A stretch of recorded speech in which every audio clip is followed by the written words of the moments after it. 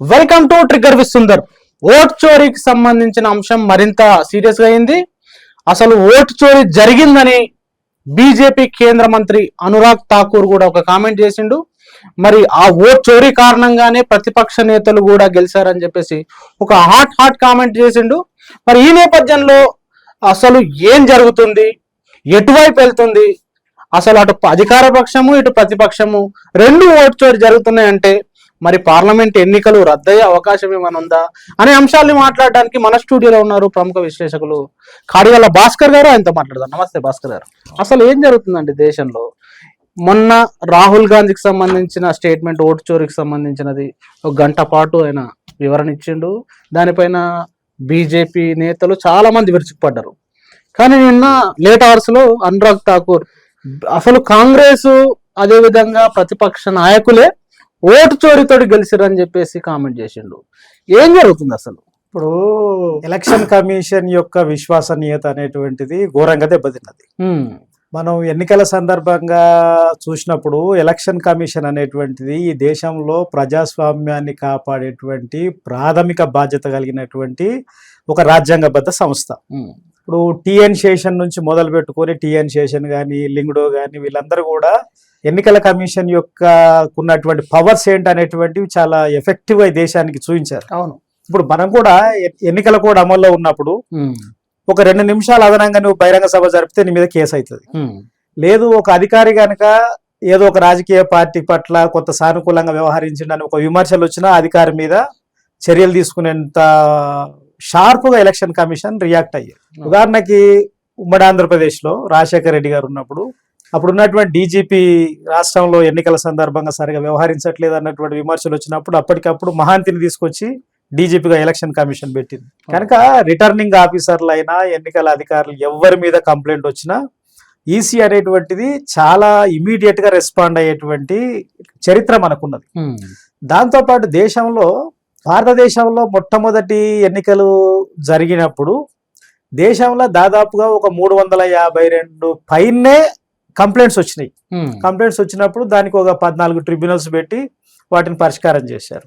కానీ అనంతర కాలంలో ఈ ప్రజా ప్రాతినిధ్య చట్టం ఏదైతే వచ్చిందో చట్టం తర్వాత ఎన్నికల కమిషన్లకు ఉన్నటువంటి డ్యూటీసు, దానికి ఉన్న పవర్స్, ఎన్నికలు జరిగేటువంటి సందర్భంగా ప్రతి అధికారి, ప్రతి ఎగ్జిక్యూటివ్ ఆఫీసరు ఎలక్షన్ కమిషన్ కంట్రోల్లోకి వెళ్ళిపోతాడు. అంటే రాజ్యాంగ పరిధిలోకి. ఎంత అంటే ఉదాహరణకి నరేంద్ర మోడీ ప్రైమ్ మినిస్టర్ ఉన్నాడు. ఆయన నామినేషన్ దాఖలు చేయకపోతే ఎలక్టోరల్ ఆఫీసర్, రిటర్నింగ్ ఆఫీసర్ లేచి నిలబడతాడా? లేచి నిలబడు. ఈయన ప్రైమ్ మినిస్టర్ గాని ఎవరన్నా కానీ నామినేషన్ వేయకపోయినప్పుడు ఎంత గొప్ప వ్యక్తి అయినా నిలబడే నామినేషన్ దాఖలు చేయాలి. రిటర్నింగ్ ఆఫీసర్ కూర్చొనే ఉంటాడు. అది ఎలక్షన్ కమిషన్ యొక్క గొప్పతనం. అంటే ఒక రాజ్యాంగబద్ధ సంస్థకు ఉన్నటువంటి గొప్పతనం అది. అట్లాంటి ఎలక్షన్ కమిషన్ ని ఈరోజు శాండ్విచ్ చేసినాయి.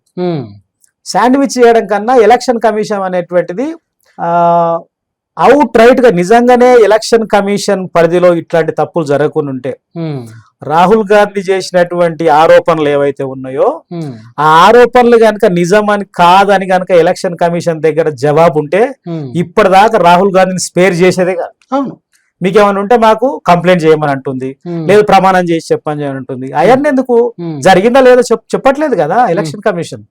అంటే దీన్ని బట్టి ఏంటంటే ఎలక్షన్ కమిషనే ఫ్రాడ్లకు పోయింది. ఒకనాడు ఎలక్షన్ కమిషన్ రిమోట్ ఏరియాలలో నదులుండి అవతల ఒక చిన్న పల్లె ఉంటే అక్కడ కూడా పోయి ఓట్లు వేయించడం, గుర్రాల మీద గాడిదల మీద పోయి కూడా ఓట్లు వేయించినటువంటిది అంతా ఎందుకు? ఈ దేశ ప్రజలకి ప్రజాస్వామ్య వ్యవస్థ పైన విశ్వాసం కలిగించేటువంటి పనిని ఎలక్షన్ కమిషన్ చేసుకుంటూ వచ్చింది. ఇన్నేళ్ల కాలంలో ఎలక్షన్ కమిషన్ కు ఉన్నటువంటి క్రెడిబిలిటీ, ఎలక్షన్ కమిషన్ కు ఉన్నటువంటి రాజ్యాంగబద్ధమైనటువంటి బాధ్యతని సర్వనాశనం చేసింది ఎలక్షన్ కమిషన్. ఇప్పుడున్న ఎలక్షన్ కమిషన్ ఎంత అనంటే ఉదాహరణకి ఎంత జరిగిందనంటే, ఉదాహరణకు ఇప్పుడు 2024 లోక్సభ ఎన్నికలు జరుగుతున్నాయి. అంటే ఎప్పుడు జరిగినాయి? ఏప్రిల్లో జరిగినాయి కదా. ఏప్రిల్లో జరిగితే మార్చి 9 తారీఖు నాడు ఎలక్షన్ కమిషన్ గా ఉన్నటువంటి చీఫ్ ఎలక్షన్ కమిషనర్ కాదు, chief election commissioner Rajiv Kumar ఉన్నాడు. అంతకన్నా అరుణ్ గోయల్ ఎవరైతే ఉన్నారో ఆయన పంజాబ్ ఐఏఎస్ ఆఫీసరు, అనేక హోదాలలో పనిచేసిండు, గవర్నర్ దగ్గర పనిచేసిండు, సెంట్రల్ సర్వీసులలో పనిచేసిండు, చాలా మంచి ఆఫీసర్ కూడా పేరుంది ఆయనకి. ఎలక్షన్ సరిగ్గా 1 మంత్ ఒక్క నెల ఉన్నప్పుడే ఎలాంటి కారణం చెప్పకుండా, పోనీ నాకు ఆరోగ్యం సహకరించట్లేదని ఏమైనా కారణం చెప్పిండా, ఆరోగ్య కారణం చెప్పాలి, ఏ కారణం చెప్పకుండా రిజైన్ చేసాడు. రిజైన్ చేయడం ఒకటైతే, రిజైన్ చేసిన ఇమీడియట్ గా రాష్ట్రపతి ద్రౌపది ముర్ము గారు ఆయన రిజిగ్నేషన్ ని అక్సెప్ట్ చేసింది. అవును. అసలు ఎందుకు అరుణ్ గోయల్ రాజీనామా చేశాడు అనేటువంటిది ఇప్పుడు పెద్ద ప్రశ్న. ఇంకొక విషయం ఏంటంటే, ఎవరైతే రాజీనామా చేసిన అరుణ్ గోయల్ గారే కర్ణాటక ఎన్నికలను కూడా చూసిండు ఆ ఏర్పాట్లకు సంబంధించినటువంటి అంశాలు. అయితే ఇంకా విచిత్రం ఏంటంటే, అరుణ్ గోయల్ రాజీనామా చేసే కన్నా ఒక్క నెల ముందలనే ఎలక్షన్ కమిషన్ లో ఉన్నటువంటి ఇంకొక ఎలక్షన్ కమిషనర్ అయినటువంటి అనుదీప్ చంద్ర పాండే రిటైర్డ్ అయిపోయాడు. అంటే ఎవరు మిగిలిరు? రాజీవ్ కుమార్, అరుణ్ గోయల్ ఇద్దరే మిగిలిరు. ఇద్దరు మిగిలితే దాంట్లో అరుణ్ గోయల్ రాజీనామా చేశాడు. అంటే చీఫ్ ఎలక్షన్ కమిషనర్ ఒక్కడే మిగిలాడు. ఆయనకు బీజేపీ పట్ల సానుకూలంగా ఉంటాడు అన్నటువంటి ముద్ర కూడా ఆయన పేరు మీద ఉన్నది. మరి అరుణ్ గోయల్ ఇప్పుడు వస్తున్న దాని ప్రకారం ఈ జరుగుతున్నటువంటి మాల్ ప్రాక్టీసెస్ ని అరుణ్ గోయల్ అంగీకరించకపోవడం వల్ల మనస్తాపానికి గురయ్యి ఇట్లాంటి పనుల నేనెక్కడ ఇన్వాల్వ్ అయితేనేమైనా తప్పుకున్నాడా అనేటువంటిది ఇప్పుడు వస్తున్నటువంటి సందేహం. కనుక దీని మీద నిజంగానే ఎలక్షన్ కమిషన్ కనుక సరిగ్గా ఉండుంటే, ఎలక్షన్ కమిషన్ లో వెన్నుపూస కలిగినటువంటి ఎలక్షన్ కమిషన్ ఉంటే గనక ఇప్పటికల్లా ఇదంతా ఒకటి అయ్యేది. అయితే సుప్రీంకోర్టుకు సంబంధించింది కొంతమంది ఏమంటారు అంటే, రాహుల్ గాంధీని నువ్వు కోర్టుకు పో అని చెప్పేసి బీజేపీ వాళ్ళు అంటారు. రాహుల్ గాంధీ ఎలక్షన్ కమిషన్ మీదనేమో మాట్లాడుతుంటే బీజేపీ వాళ్ళు డిఫెండ్ చేస్తారు వచ్చి ఎలక్షన్ కమిషన్ ఏం మాట్లాడతలేదు, బీజేపీ పుచ్చుకుంటుంది. ఇప్పుడు మీరు చూడండి, రాహుల్ గాంధీ గారు ఫస్ట్ తను 7 తారీఖు నాడు ఆయన ఇదంతా కూడా ప్రజెంటేషన్ చేసిన తర్వాత ఫస్ట్ స్పందించినటువంటి రాజకీయ పార్టీ ఎవరండి? సంబిత్ పాత్ర, బీజేపీ సంబిత్ పాత్ర రెస్పాండ్ అయ్యాడు. ఎలక్షన్ కమిషన్ అంటే వీళ్ళు ఎందుకు ఒకళ్ళతో పుచ్చుకుంటారని బీజేపీ వాళ్ళు ఎందుకు ఒకళ్ళతో పుచ్చుకుంటున్నారు?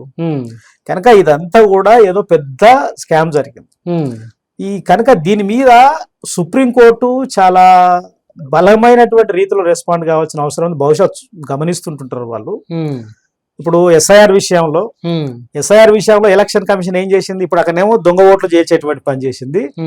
బీహార్ ఎన్నికలను దృష్టిలో పెట్టుకుని అక్కడ ఉన్నటువంటి 65 లక్షల ఓట్లను తీసేసింది. అసలు సుప్రీంకోర్టు చాలా సీరియస్ అయింది కదా దానిపైన. సుప్రీంకోర్టు నిన్న చెప్పాడు, దాంట్లో ఏమనంటారు, మేము పొలిటికల్ పార్టీల వాళ్ళకి మేము లిస్ట్ ఇచ్చినాం అని చెప్పి నిన్న మాట్లాడితే పొలిటికల్ పార్టీలకు ఎందుకు ఇవ్వాలి, మీరు ప్రజలకు అందుబాటులో పెట్టాలి కదా అని చెప్పి, అసలు ఎందుకు తీసేయాలి వచ్చిందో కూడా మీరు ఆన్సర్ చెప్పాలని చెప్పి సుప్రీంకోర్టు చెప్పింది. ఒక రకంగా చెప్పాలంటే ఇది ఎలక్షన్ కమిషన్ యొక్క చెంప బలగొట్టినట్టు సుప్రీంకోర్టు ఎలక్షన్ కమిషన్ విషయాల్లో.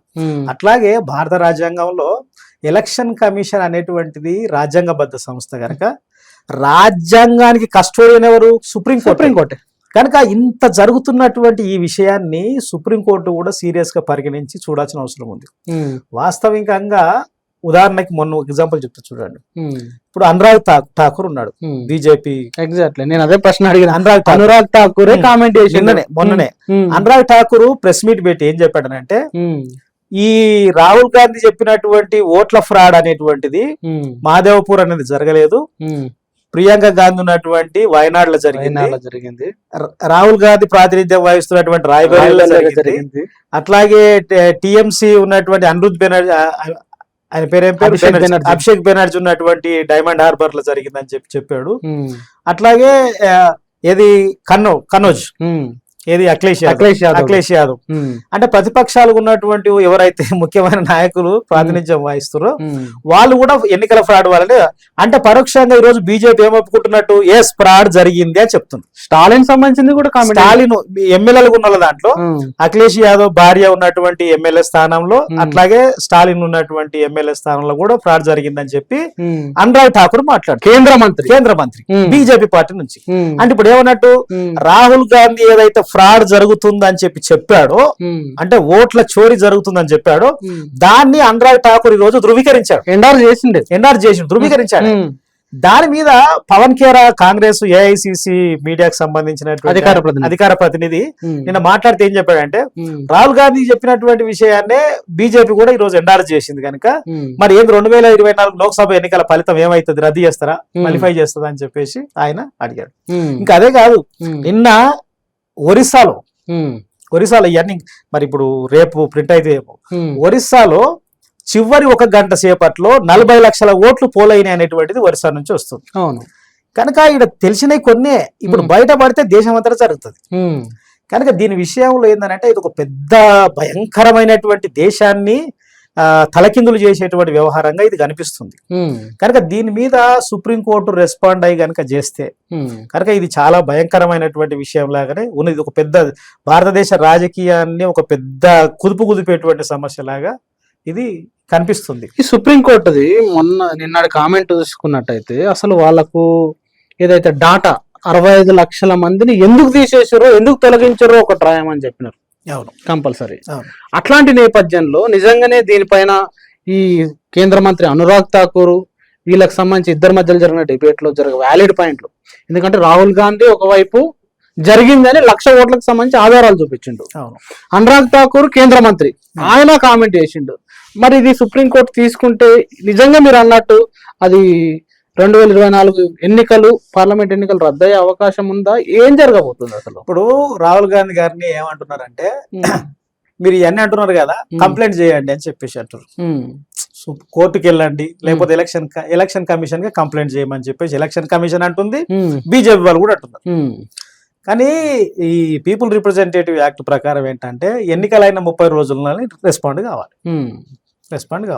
దాని మీద రాహుల్ గాంధీ కూడా క్లియర్ గా అంటున్నది ఏంటంటే నేను దేశానికి ప్రజలకు చెప్తున్న విషయం, దేశం ప్రజలకు చెప్తున్న విషయం ఏం జరిగింది అనేటువంటిది ఆయన అంటున్నాడు. కనుక దీని మీద రేపు భవిష్యత్తులో ఇంకా ఎటువైపు మార్పులు తీసుకుంటాయో వేచి చూడాల్సినటువంటి అవసరం ఉంది. సుప్రీంకోర్టు సుమోటో తీసుకునే అవకాశం లేదా? చాలా అంశాలను తీసుకుంటా ఉంటారు. 2-3 విషయాలు చూడండి. ఎలక్టోరల్ బాండ్స్ ఉన్నాయి. అవును, చాలా మసిపూసి మారడిగాయ చేశారు బీజేపీ పార్టీ. దాని మీద సుప్రీంకోర్టు రెస్పాండ్ అయిన తర్వాత అనివార్యంగా మళ్ళీ దాని మీద కూడా సన్నాయి నొక్కులు నొక్కిరు. స్టేట్ బ్యాంకు బయట కొన్ని పెడతామని కొన్ని పెట్టమని అంటే మీకేం బాధ అవుతుందని చెప్పి సుప్రీంకోర్టు సీరియస్ అయిన తర్వాత అన్ని పబ్లిక్ డొమైన్ లో పెట్టాల్సి, ఎన్నికల ముందే పెట్టాల్సినటువంటి అవసరం. అప్పుడు అదొకటి జరిగింది. ఇప్పుడు ఈ SIR బీహార్ కి సంబంధించింది ఇది జరిగింది. అట్లాగే PM కేర్ ఫండ్స్ ఎన్ని వచ్చినో ఏ పారదర్శకత లేదు. కనుక ఈ ఎలక్షన్ కమిషన్ లో జరుగుతున్నటువంటి ఈ విషయాలు ఇవన్నీ కూడా ఇది చాలా విస్తుగొల్పేటువంటి విషయాలు ఉన్నాయి. అయితే ఇక్కడ మనం ఏంటంటే భారతదేశంలో ప్రజాస్వామ్యం పరిడవిల్లడానికి ముఖ్యంగా జవహర్లాల్ నెహ్రూ, అంబేద్కర్ లాంటి దూరదృష్టి కలిగినటువంటి వాళ్ళు భారతదేశ ప్రజాస్వామ్యము బ్యూటీ ఏంటనంటే, ఉదాహరణకి ఇంగ్లాండ్ స్వతంత్రం ఎప్పుడు వచ్చింది? ఎప్పుడో వచ్చింది. ఇంగ్లాండ్ లో మహిళలకు ఓటు ఎప్పుడు వచ్చిందో తెలుసా మీకు? 1927లో మహిళలకు ఓటు వచ్చింది. అమెరికా స్వాతంత్రం పొందిన తర్వాత చాలా నాళ్ళకు గాని మహిళలకు ఓటు హక్కియలే. అట్లాంటిది ఇండియాలో ఒక వ్యక్తికి ఒక ఓటు, అది స్త్రీయా, పురుషుడా, కులమా, మతమా, భాష, ప్రాంతం, సంస్కృతి అన్నటువంటి తేడా లేకుండా ప్రతి ఒక్కరికి ఓటు ఇచ్చింది భారత రాజ్యాంగం, యూనివర్సల్ ఫ్రాంచైజ్ కింద. మరి గొప్ప స్ఫూర్తిని భారత రాజ్యాంగం ప్రదర్శించిన తర్వాత మొదట ఎన్నికలు జరిపేటువంటి క్రమంలో అంటే 1960 దాకా వచ్చిన ఓట్ల విషయంలో చాలా అంటే ఇప్పుడు 2 నియోజకవర్గాలు ఉన్నాయి. ఒకే నియోజకవర్గం నుంచి 2 ఎంపిక అయ్యేటువంటి, కొన్ని ముగ్గురు ఎంపిక అయ్యేటువంటి ఓట్లు కూడా జరిగినాయి. ఇవన్నీ స్ట్రీమ్ లైన్ కాలేదు అప్పుడు. కనుక అట్లాంటి నేపథ్యంలో ఎవరికి ఏ బాక్స్ లో ఓటేస్తే ఏ వ్యక్తిని బట్టి ఆ బాక్స్ లో ఓటేసేటువంటిది కూడా ఉంది. అంబేద్కర్ అట్లనే ఓడిపోయాడు బాంబేలో బాక్స్ లో ఓటేయడం వల్ల. అంటే అప్పటికి చదువుకున్న శాతం చాలా తక్కువ. అంటే ఇంత వెనుకబడ్డటువంటి దేశం, చదువు పరంగా అనేక రకాలుగా నిరక్షరాస్యతలో ఉన్నటువంటి దేశం, ఇట్లాంటి భారతదేశంలో డెమోక్రసీ సక్సెస్ అవుతుందా అన్నటువంటి దశ నుంచి భారతదేశంలో ప్రజాస్వామ్యం రోజు రోజుకు అభివృద్ధి చెందుకుంటూ వచ్చింది. ఈ ప్రజాస్వామ్యాన్ని మరింత బలపరచాల్సినటువంటి ఎలక్షన్ కమిషన్ ఈ రోజు ప్రజాస్వామ్యాన్ని పాము తన గుడ్లు తాను మింగినట్టుగా చేసినట్టుగా అనిపిస్తుంది ఇదంతా. కనుక ఒక ఎలక్షన్ కమిషన్ అనేటువంటి చేసిన దాని మీద రాహుల్ గాంధీ గారు మాట్లాడుతున్నటువంటి విషయాలపైన ఇప్పటికి రెస్పాండ్ కాలే, అట్లా జరగలేదు అనేటువంటి మాట మాట్లాడతలేదు. ఇప్పుడు బీహార్ విషయంలో సుప్రీంకోర్టు జోక్యం చేసుకున్నది. కనుక మొత్తం మీద బీజేపీ వాళ్ళు ఒప్పుకుంటారు, ఫ్రాడ్ ఓటు చోరీ జరిగిందని బీజేపీ వాళ్ళు ఒప్పుకుంటున్నారు, కాంగ్రెస్ వాళ్ళు ఆరోపిస్తున్నారు, ప్రతిపక్షాలు కూడా ఆరోపిస్తున్నాయి. ఇప్పుడు బీజేపీ స్టార్ట్ అయింది, అఖిలేష్ యాదవ్ స్టార్ట్ అయినరు, దేశంలో ఎక్కడెక్కడ ఏం జరిగిందో అన్ని మెల్లమెల్లగా అన్ని బయటికి వస్తాయి. కనుక దీనిపైన సుప్రీంకోర్టు చాలా సీరియస్ గా కనుక పరిగణలోకి తీసుకుంటే దీని యొక్క పరిణామాలు తీవ్రంగానే ఉండేటువంటి అవకాశాలు కనిపిస్తున్నాయి. కనుక ఈ ఓటు చోరీకి సంబంధించింది అట్లాగే ఎలక్షన్ కమిషన్ లో చాలా రిఫార్మ్స్ రావాల్సినటువంటి విషయం కూడా ఇక్కడ కనిపిస్తుంది. ఎగ్జాక్ట్లీ మొన్న ఒకటి కొత్త రిఫార్మ్ చేసినారు సెంట్రల్ గవర్నమెంట్, ఏదైతే సుప్రీంకోర్టు న్యాయమూర్తిని ఎలక్షన్ కమిషన్ ఎన్నిక చేసే దాని నుంచి తీసేసి ప్రధానమంత్రితో పాటు సీనియర్ వాళ్ళే మంత్రిని మంత్రిని పెట్టుకొని అమిత్ షా నరేంద్ర మోడీ వీళ్ళు కలిసి పెట్టుకున్నారు. అంటే ఇది తిరోగమనం కాదా మీరు అన్న రిఫార్మన్స్ లో? ఇది పచ్చి తిరోగమనం. ఇది పచ్చి తిరోగమనం. ఎలక్షన్ కమిషన్ లో ఉదాహరణకు ఒక మాట చెప్తా చూడు. ఒక రాష్ట్రానికి వందలాది మంది ఐఏఎస్ ఆఫీసర్లు ఉంటారు, ఐపీఎస్ ఆఫీసర్లు ఉంటారు. కానీ ఎలక్షన్ కమిషన్ కి ఫుల్ టైమ్ గా పనిచేసేటువంటి ఐఏఎస్ ఆఫీసర్లు ఉండరు. ఎక్కడ దాకా ఉంటారు? రాష్ట్ర స్థాయిలో ఉండేటువంటి చీఫ్ ఎలక్టోరల్ ఆఫీసర్ దాకానే ఉంటారు. ఆయన చీఫ్ ఎలక్టోరల్ ఆఫీస్. కానీ కింద ఉన్నటువంటి కలెక్టర్లు కానీ అడిషనల్ కలెక్టర్ రిటర్నింగ్ ఆఫీసర్లు ఎవరైతే ఉంటారో వాళ్ళు full time election commission work కాదు, వాళ్ళకి వేరు వేరు పనులు ఉంటాయి. మరి కింద ఉన్నటువంటి వాళ్ళు అట్లాగే ఇప్పుడు ఎలక్షన్ కమిషన్ యొక్క ప్రధాన బాధ్యత ఏంది? పారదర్శకమైనటువంటి ఎన్నికల ఓటర్ లిస్టును తయారు చేయడం, ఎన్నికలు నిర్వహించడం అనేటువంటిది ప్రధానమైనటువంటిది కదా. కనుక ఆ పని చేయడానికి అవసరమైన రిఫార్మ్స్ కు సంబంధించినటువంటివి కూడా ఇంకా చాలా రావాల్సినటువంటి. ఇప్పుడు డైరెక్ట్ గా ఇప్పుడు డౌట్ ఏందనంటే, ఇప్పుడు పైన ఎలక్షన్ కమిషన్ పైన ఉంటాడు, మరి కింద ఈ దొంగ ఓట్లను ఎన్రోల్ చేసింది ఎవరని? ఎవరు ఎన్రోల్ చేసిరు అంటే కింది స్థాయి ఉన్నటువంటి వాళ్ళు ఎన్రోల్ చేసిరా? కింది స్థాయి ఎన్రోల్ చేస్తే దాని మీద ఉన్నటువంటి పర్యవేక్షణ చేస్తున్నటువంటి వాళ్ళు మౌనం వహించరా? మరి వాళ్ళు కూడా వహిస్తే అసలు ఉన్న జనాభా కన్నా ఓట్లు ఎక్కువ ఎట్లా వస్తాయి? మహారాష్ట్రలో ఉన్న జనాభా కన్నా ఓట్లు ఎక్కువ వచ్చాయి, ఇక్కడ ఓట్లు వచ్చాయి, ఎక్కడో ఉన్నటువంటి ఓట్లు తీసుకొచ్చి వివిధ రాష్ట్రాలు ఉన్నటువంటి ఓట్లు ఒక దగ్గరికి ఎట్లా వచ్చినాయి? ఇవన్నీ చాలా కాంప్రహెన్సివ్ గా రాహుల్ గాంధీ బయట పెట్టింది కదా. ఒక్క ఇంట్లో ఒక సింగిల్ బెడ్రూమ్ లో ఇన్ని ఓట్లు ఎట్లా వెళ్ళి వచ్చినాయి? ఫామ్ 6 లో భాగంగా ముసలిళ్ళకి ఎట్లా ఓటు రిజిస్టర్ అయ్యింది? 125 అయింది. ఇట్లాంటివన్నీ చాలా ఇర్రెగ్యులారిటీస్ ఉన్నాయి. ఇది కనుక భారతదేశంలో ఎన్నికల రిఫార్మ్స్ కు సంబంధించినటువంటిది కూడా చాలా ముఖ్యమైనటువంటి విషయంగానే ఇది ముందుకు వస్తుంది. కనుక ఇప్పుడు బీజేపీ ఎండార్స్ చేసింది, కాంగ్రెస్ ఆరోపిస్తుంది, ప్రతిపక్షాలు ఆరోపిస్తున్నాయి ఓటు చోరీ జరిగిందని. కనుక ఈ అన్నిటి నుంచి తప్పించుకొని బీజేపీలు ఏం చేస్తున్నారంటే, మొన్న ఒక మసీదులకు పోయి దాంట్లో హడావిడి సృష్టించి ఇష్యూని ఏదో డైవర్ట్ చేయాలన్నటువంటి ప్రయత్నం, దాని డైవర్షన్ పాలిటిక్స్ చేస్తారు. ఇవాళ 15th ఆగస్టు కదా, 15 అందరు దేశంలో ఉన్నటువంటి వాళ్ళందరం స్వతంత్ర దినోత్సవం జరుపుకుంటాం కదా ఈరోజు. కానీ ఆర్ఎస్ఎస్ ఏం చేస్తుంది తెలుసా? దేశ విభజన జరిగినప్పుడు ఏదైతే హింస చెలరేగిందో దేశంలో, ఆ హింసకు సంబంధించినటువంటి సెమినార్లు పెడుతున్నారు. మరో డైవర్షన్, ఇది డైవర్షనే. నిన్న వరంగల్ మన రాష్ట్రంలో వరంగల్ జరిగింది. ఇప్పుడు నువ్వు కేరళ చూస్తే, కేరళ నిన్న SFI స్టూడెంట్స్ పోయి ఇవన్నీ కూడా చేస్తారని చెప్పేసి వాళ్ళు ప్రొటెస్ట్ చేస్తే అదొకటి కేరళ జరిగింది. అంటే ఇవన్నీ డైవర్షన్ పాలిటిక్స్ చేసేటువంటి పని. వీటిని కనుమరుగు చేద్దామని చెప్పి ప్రయత్నం చేస్తారు. నిజం నిప్పు లాంటిది, అది ముందుకు కొంచెం టైం పడుతుంది అబద్ధం కన్నా, కానీ నిజం నిప్పు లాంటిది, అది ఎప్పటికైనా బయటకు వస్తుంది. కనుక ఈరోజు ఆర్ఎస్ఎస్ బీజేపీలు అనేటువంటివి ఎంత ప్రమాదకరమైన ఈ భారతదేశ ప్రజాస్వామ్యానికి అని అంటే అంత ప్రమాదకరమే. అంటే ఇప్పుడు మీరు చూడండి, కాన్స్టిట్యూషనల్ బాడీస్ గా ఉన్నటువంటి కాంగ్రెస్ ఉన్నప్పుడు, గవర్నమెంట్ ఉన్నప్పుడు గవర్నమెంట్ మీద 2G స్పెక్ట్రమ్ అని అదని ఇదని బోలెడు రిపోర్ట్ ఇచ్చింది. అసలు 2014 నుంచి ఇప్పటిదాకా కాగేదన్నా అట్లాంటి రిపోర్ట్ ఇచ్చిందా? వ్యతిరేక రిపోర్ట్ ఇయ్యలే. కాన్స్టిట్యూషనల్ బాడీ కదా, అదే అటు పోయిందా? ఇప్పుడు ఎలక్షన్ కమిషన్ పోయిందా? అట్లాగే ఇట్లాంటి యూనివర్సిటీస్, అట్లాగే ఐఐటీలు, ఐఐఎంలు వాళ్ళకి అనుగుణంగా ఉన్నటువంటి వాళ్ళందరూ చేస్తారు. ఇంకొక విషయం చెప్పడం మర్చిపోయినా మీకు. ఇప్పుడు అరుణ్ గోయల్ ఎవరైతే ఉన్నాడో, ఎలక్షన్ కమిషన్ గా హఠాత్తుగా రాజీనామా చేసిపోయిండో, ఆయనకి మనకు తెలియాల్సిన విషయం, ఆయన సర్వీసు, ఆయన గనుక ఎలక్షన్ కమిషన్ కొనసాగితే ఈ దేశానికి చీఫ్ ఎలక్షన్ కమిషన్ ఆయన నెక్స్ట్ కంటిన్యూ అయితే 2027 దాకా ఆయన సర్వీసు. 2027 డిసెంబర్ 5 దాకున్నది. అట్లాంటి ఆయన ఆల్ ఆఫ్ సడన్ గా రాజీనామా చేసిపోవడం అనేటువంటి పాయింట్ ఇందాక నేను మర్చిపోయిన చెప్పడం. అంటే ముందే ఆయన పసిగట్టి ఇలాంటి బురదలో కాళ్ళు ఎల్లు పెట్టకుండా, బహుశా ఆయన మీద చాలా తీవ్రమైనటువంటి ఒత్తిడి జరిగి ఉండాలి. ఆయన దానికి చాలా మంది సిన్సియర్ ఆఫీసర్లు ఉంటారు. అట్లా ఆఫీసర్లు చాలా మంది తమను నమ్మిన సిద్ధాంతాన్ని, ఏ సివిల్ సర్వీస్ కోసం వచ్చిన ఏదైనా నమ్మినటువంటి వాళ్ళు ఉంటారు. బహుశా అట్లాంటి ఒత్తిడిని తట్టుకోలేక ఏదైనా చేసి ఉండొచ్చు కాక, ఇంకా వేరే కారణం ఏం చెప్పలేదు ఆయన. ఇప్పుడు మీకు తెలిస్తే ఈయననే కాదు, అంతకు ఇంకా 2020లో ఏది రాజీవ్ కుమార్ ఎప్పుడైతే ఎలక్షన్ కమిషనర్ గా వస్తున్న క్రమంలో ఇంకో ఆయన కూడా రాజీనామా చేశారు 2020లో. అంటే 2024 మోడీ రిజిమ్ స్టార్ట్ అయిన తర్వాతనే కదా అది కూడా.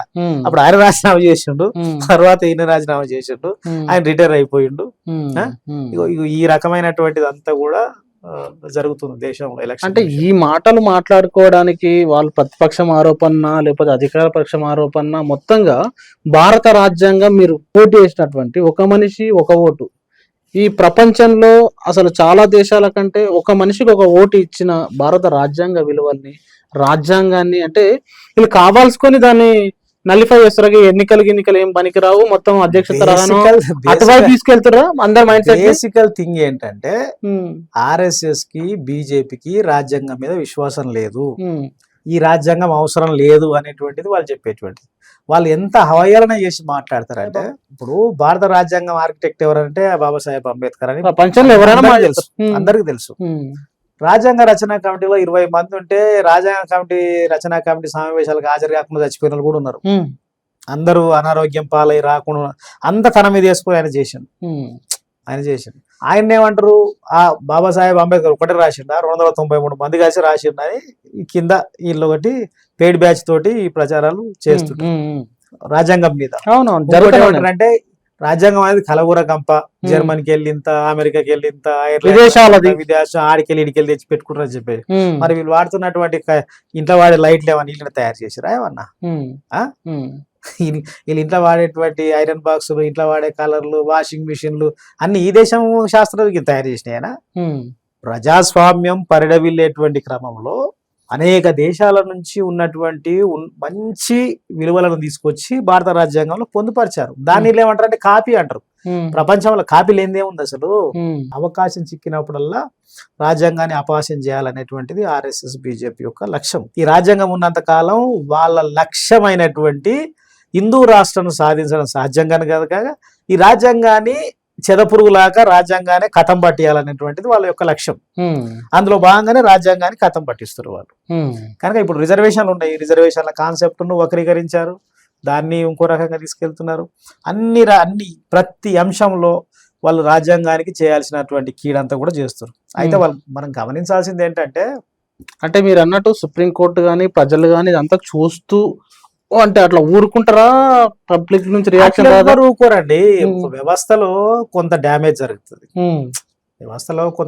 జరుగుతుంది, కొంతమందికి ఇబ్బంది అయితే ప్రాణ నష్టం జరుగుతుంది, గడిబిడి జరుగుతుంది. దాని వల్ల ఏమవుతుంది అంటే వ్యవస్థలు నాశనం అవుతాయి.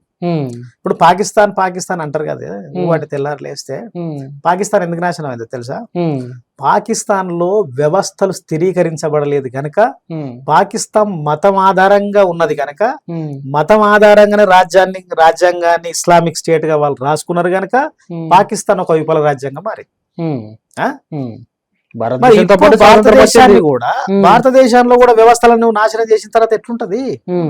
ఇప్పుడు వ్యవస్థలు నాశనం అయితే ఏమైంది? పాకిస్తాన్ లో 1950 రాజ్యాంగం రాసుకురు, ఎన్నికలు జరిపితే ఇస్కిందర్ మిర్జా ప్రెసిడెంట్ ఆఫ్ పాకిస్తాన్ అయ్యిండు. 4 రోజులు కాగానే అయ్యూబ్ ఖాన్ వచ్చేసి ఆయన పక్క జరిపి అయ్యూబ్ ఖాన్ వచ్చి మిలిటరీ అధ్యక్షుడు అయ్యా. తర్వాత వచ్చి జియావుల్ ఖాయ్.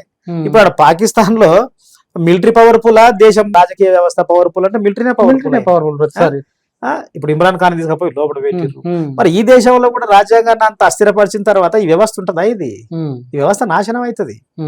పాకిస్తాన్ అంటే ఎంత అండి? 4 రాష్ట్రాలు, Punjab, Sindhu, Baluchistan, north west frontier, 4-5 రాష్ట్రాలు. చిన్న దేశం అది.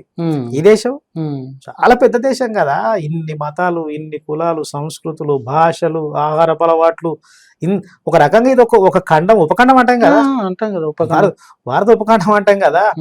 మరి ఇట్లాంటిది యూరోప్ లో ఒక్కొక్క రాష్ట్రం ఒక దేశానికి సమానం. అంతే, ఎగ్జాక్ట్లీ. యూరోప్ లో ఒక దేశానికి ఒక రాష్ట్రం, మన రాష్ట్రాలు సమానం. ఇంకా యూరోప్ దేశాల కన్నా రాష్ట్రాలు పెద్ద. ఇంకా మరి అట్లాంటి దీన్ని ఒక ఫ్యాబ్రిక్ ఏదైతే ఈ దేశాన్ని ఉమ్మడిగా కలిసి ఉండేటువంటి ఫ్యాబ్రిక్ ఏదైతుందో ఆ ఫ్యాబ్రిక్ ను నాశనం చేసేటువంటి పని ఆర్ఎస్ఎస్ బీజేపీ చేస్తున్నాయి. అది కనుక జరిగితే దేశం అంతటా కూడా నాశనం అవుతుంది. ఇప్పుడు అంతెందుకు, నువ్వు తెల్లారు లేస్తే పాకిస్తాన్ తోటి పోల్చుకుంటావుగా, పక్కన చైనాతో పోల్చుకోరాదు. నేనేమంటున్నా, నీకు చైనాకు సిమిలారిటీస్ ఉన్నాయి. నీ జనాభా ఎక్కువ, వాళ్ళ జనాభా ఎక్కువ. నీ దేశం వైశాల్యం ఎక్కువ, వాళ్ళ దేశం వైశాల్యం ఎక్కువ. చాలా సిమిలార్. పాకిస్తాన్ కి నీకేముంది అంటే, ఓడిపోయిన నువ్వు పోల్చుకుంటావా? నువ్వు వెనకబడ్డ నువ్వు పోల్చుకుంటావు. క్లాసులో ఎవడన్నా బాగా చదవాలనుకుంటే క్లాస్ లో టాపర్ ఉన్నతో పోల్చుకోవాలి. నాకు తక్కువ మార్కులు వచ్చినాయి కదా అని వాళ్ళతో పోల్చుకుంటావా నువ్వు? ఇప్పుడు అదే కదా చేస్తుంది.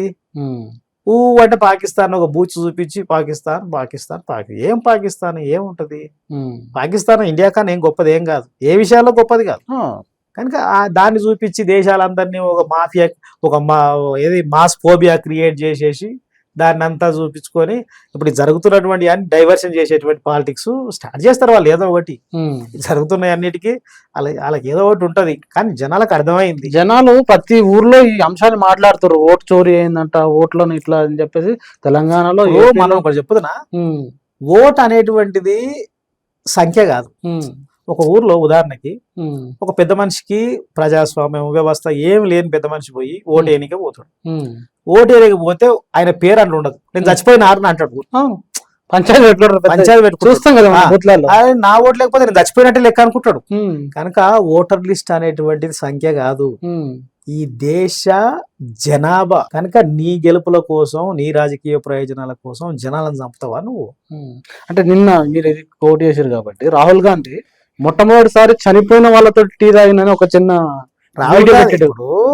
సుప్రీంకోర్టులో చచ్చిపోయారని చెప్పేసి మేము పేర్లు తీసేసినామని ఎలక్షన్ కమిషన్ పోయి చెప్పింది.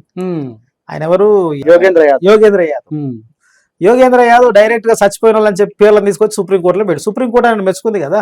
అవును, మనం చచ్చిపోయినామని చెప్తే వాళ్ళు తీసుకొచ్చి పెట్టిరు. ఇంకా ఘోరమేం జరుగుతుంది చెప్పిన. ఇప్పుడు ఇలా సుప్రీంకోర్టు కూడా దాని మీద వ్యాఖ్యానం చేసింది. బెంగాల్ మాట్లాడే వాళ్ళు వివిధ రాష్ట్రాల బతకనికి పోతారు కదా, వీళ్ళు బంగ్లాదేశ్ వాళ్ళు అని చెప్పేసి వాళ్ళ మీద అపనిందలేసి వాళ్ళ మీద దాడులు చేస్తారు.